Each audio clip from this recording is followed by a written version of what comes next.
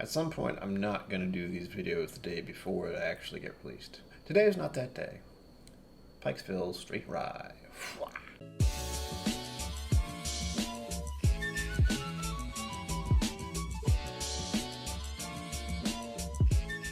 Welcome to KIllco Whiskey Musings. My name is Brian, and today we'll be going over a rye whiskey.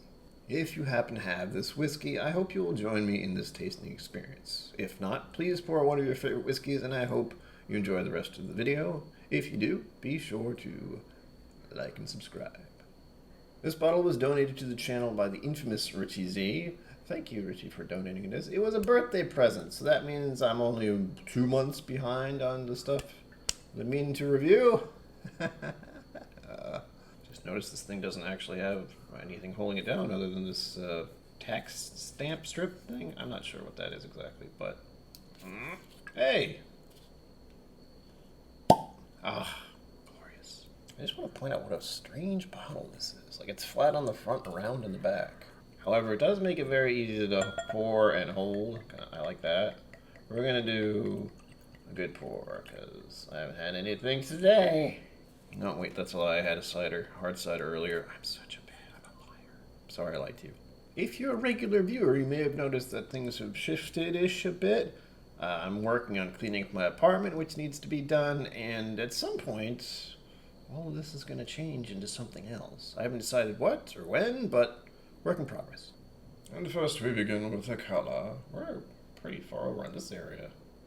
In my eyes, color here, deep copper, clarity, it's clear, but it's really dark. I kind of dig that. Sediment snow, viscosity, let's see. Oh yeah, it's got some legs. I will say 3. I'm realizing for the editing portion of this, I have to kind of rearrange things. So begin. Nosing. Technique.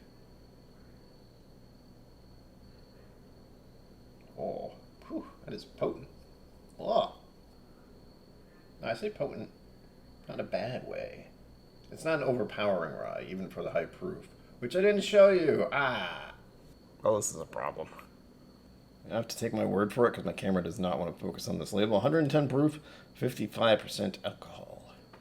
And I didn't have the bourbon before I had this rye, so palate is not quite ready, but oh well.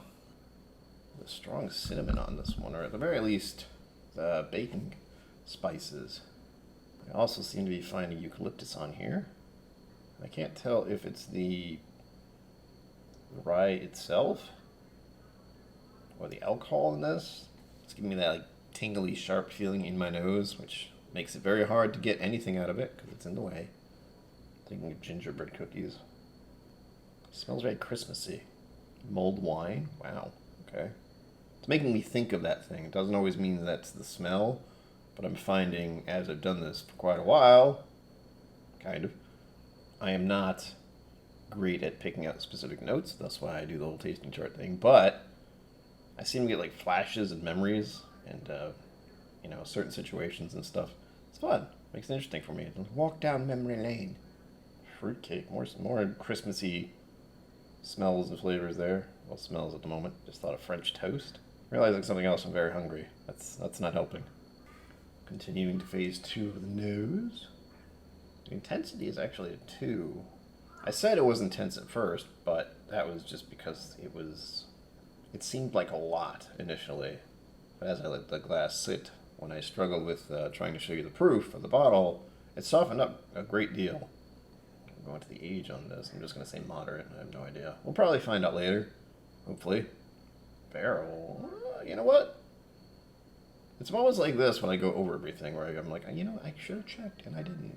I'll say new oak, because that seems to be the standard for most American products. But for all I know, it could have been in used oak. I don't think it would be. Things are slightly different with ryes, but I don't think they're that much different. Green. I always wonder about the mash bill when I get to this point. It's clearly a rye. Is it 100% rye? My urge to look at the bottle is strong now. There's no smoke on this. However, I'm starting to get into the char of this a little bit. It's not overwhelming or anything, but it's kind of a background thing. Spices will go with cloves, cinnamon, eucalyptus, and I might maybe a new leather, not just a leather. There is something sweet about this. but the spice of it is what's prominent. As far as sweet on the nose, it did make me think of French toast. Although I'm tempted to say cinnamon rolls, there's no real vanilla sweetness that I can tell. Whoa, just also thought about big red gum. Yeah, there's a sweetness, but I can't place what it might be since there's so much spice. Floral, I do not think so. I don't think I've ever smelled a flower that would smell like this. Wine, hopefully not. Again, I don't think this is finished. If you're new here, I don't look up any info about this. I just go over the experience and then find out a little bit about it at the end. So stick around. I don't know, fruit. Although like sweet and citrus and anything like that, there's just like this wall of spice being like, no, and you just get the spice and that's it. Sulfur, eraser's sticking out a little bit. Very faint if there's anything like that on here. Peat, this is not peated. However, I am noticing a little bit of that wood char, but that may be under our next category, earth, dried leaves. And this is very herbal. As soon as I said herbal, I started thinking about rosemary. Recently I had some rosemary getting smoked next to me. Does it smell like this? No. Am I thinking about that because it's a recent memory with herbal stuff? Yes, probably. And the spice of this is incredible. I'm very curious as to what the palate is, so let's move on to one of my favorite moments of doing these videos.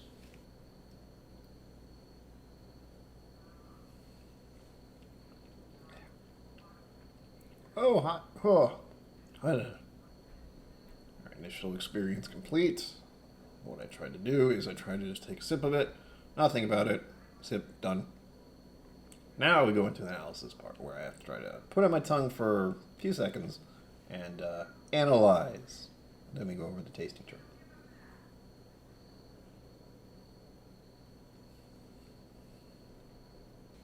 Ooh. It's kind of a tame spice though, it's not intense. Kind of enjoy the tongue tingles, as I've been calling them, are there. The sweetness shows up more, but again, I can't place it. I'm still thinking French toast, though. Pretty long finish, too. I don't think my tongue dried out too much, a little bit. I'm very much enjoying the texture of this, though. There's a moment where I thought chocolate, dark chocolate, I think. I'm not getting a black licorice note. It's just very spicy, but not like a lot of ryes I've had that are kind of intense. This is a pretty mellow rye, although it is spicy. So if you're not big on spices in general and you probably don't like ryes, I'd say try it. Like if you see it at a bar or something. I don't know if you would, because this one was actually kind of tricky for me to find. And I have to thank Cliff, the legend, for helping me to get this bottle. And if that confuses you on how two people got me a bottle, Richie Z donated the funds. Cliff happened to pick one up, but even in his area, it was kind of difficult to track down. So get yours while you can. To sum up, nice mouth texture, feel, maybe you don't call it. Very spicy, but not too spicy, still kind of mellow. It's making me think of French toast. Fairly long finish. On to the palate phase 2. Flavor on this, it's sweet, but I still cannot quite figure out which kind of sweetness this is specifically. But as I said twice, 3 times, I've been saying, it's reminding me of French toast. It doesn't have that bready thing. It's got little buttery notes to it. I'm not sure. I just know there's a fair amount of cinnamon on French toast, and I'm very hungry. Proof is 4, as some of the regular watchers know. Low is 40%, 3 is 50%, and high is 60 plus. So we're in the 55 range here. Body, we'll go with 3. Texture, it's kind of creamy, strangely enough. But then the spices take over. So it's this nice creamy texture initially, and then spices all over your tongue. So it's gone very quickly.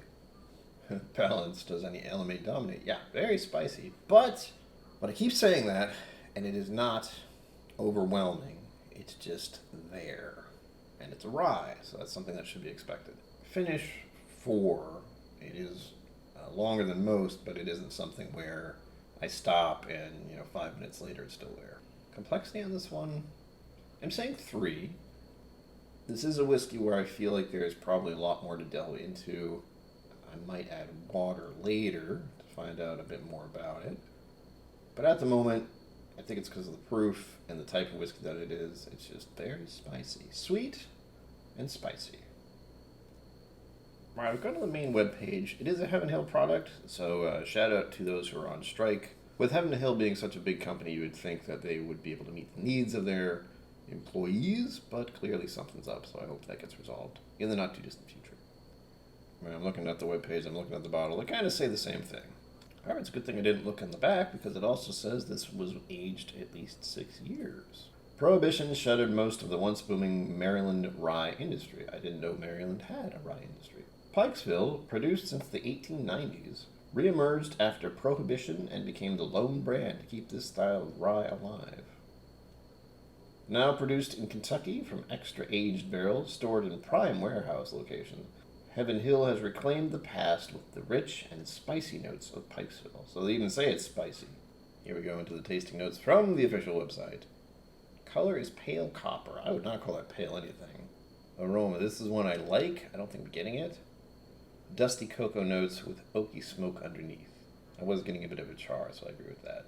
But there's also, the distinct cinnamon, so I'm surprised it's not in there. It's like 2 aromas. Aromas? It's on the nose, damn it. I just sound like Stewie for a second there. The spice is so in the way.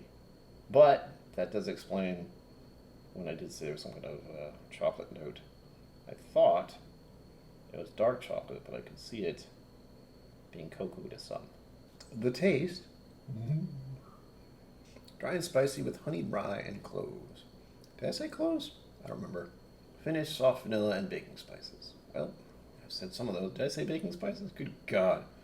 Scrolling a little further down under their tasting notes, there's something called a kneecap. 1 ounce Pikesville rye, 1.5 ounces aged Tawny port, and 0.5 ounces Domaine de Cantons. Well, there you go. If you know what those things are, cheers to that. Looks like it's in a martini glass. There you have it, folks. I would like to say thank you to my patrons for helping me pick this bottle to be reviewed. And by the way, I have a Patreon. Funny thing to say, I'm a bit backlogged, so they're helping me figure out which video I want to do next. And that is great for my indecisiveness. Until next time, live long and prosper. Don't forget to be awesome. And I will see you out there. Thank you for joining me on KIllco Whiskey Musings. You can find my social media and Patreon in the links below. Be sure to like, subscribe, and I'll see you next time.